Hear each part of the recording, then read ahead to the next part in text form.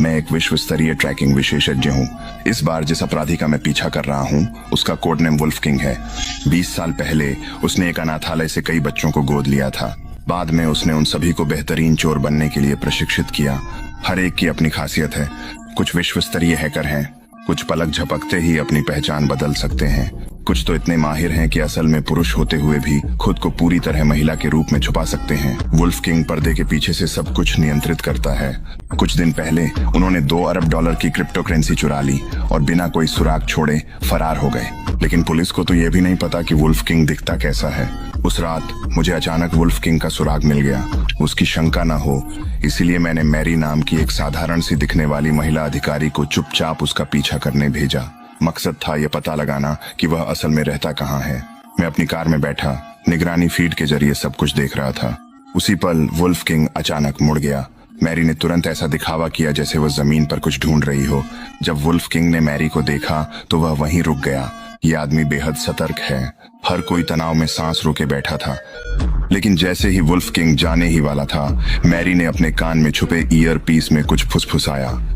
मैंने तुरंत उसे हाथ नीचे करने को कहा, लेकिन वुल्फ किंग को तुरंत कुछ गड़बड़ का आभास हो गया। जैसे ही वह फिर से जाने ही वाला था, एक पुलिस वाले ने अचानक निगरानी कैमरा घुमा दिया। वुल्फ किंग ने उस असामान्यता को एक पल में पकड़ लिया। मैं पूरी तरह घबरा गया। शुक्र है उस समय उसे पूरी तरह यकीन नहीं था कि पुलिस उसका पीछा कर रही है, इसलिए मैरी थोड़ी दूरी से उसका पीछा करती रही। आखिरकार वह वुल्फ किंग का पीछा करते हुए एक जर्जर इमारत तक पहुंच गई। उसने अपने कान में छुपे ईयरपीस को ढकने के लिए हेडफोन पहन ली।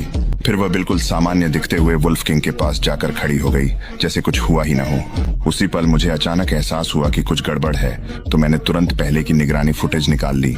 मैंने देखा कि वह मुड़कर गया था और जाने से पहले मैरी को ध्यान से देखा था। उसी क्षण तेज दिमाग वाले वुल्फ किंग को याद आया कि उसने मैरी को पहले बाजार में देखा था। उसने यह पुष्टि कर ली थी कि मैरी एक पुलिस वाली है। लिफ्ट में कदम रखते ही उसने अपनी जेब से एक चाकू निकाल लिया। जैसे ही लिफ्ट के दरवाजे बंद होने वाले थे, मैं अचानक अंदर भाग गया।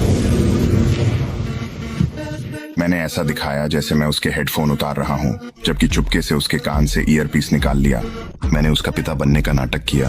मैंने उससे पूछा कि वह किस मंजिल पर रहता है, लेकिन उसने कहा कि उसे कुछ लेने के लिए फिर से पहली मंजिल पर जाना है। जब उसने लिफ्ट का बटन दबाया तो उसने ठीक वैसे ही मैरी के कान को गौर से देखा जैसा मैंने सोचा था। जैसे ही उसने देखा कि कोई ईयरपीस नहीं है, उसने चाकू वापस रख लिया। मैंने उसे एक सड़ा हुआ सेब पकड़ा दिया। असल में मैंने उस सेब के अंदर एक छोटी सी कैमरा छुपा दी थी। फिर मैंने जानबूझकर सेब का एक टुकड़ा काटा और उसे फर्श पर थूक दिया। मैंने चुपके से कैमरा लिफ्ट के कोने में छुपा दिया। जब लिफ्ट सबसे ऊपर वाली मंजिल पर पहुंची तो मुझे मैरी के साथ बाहर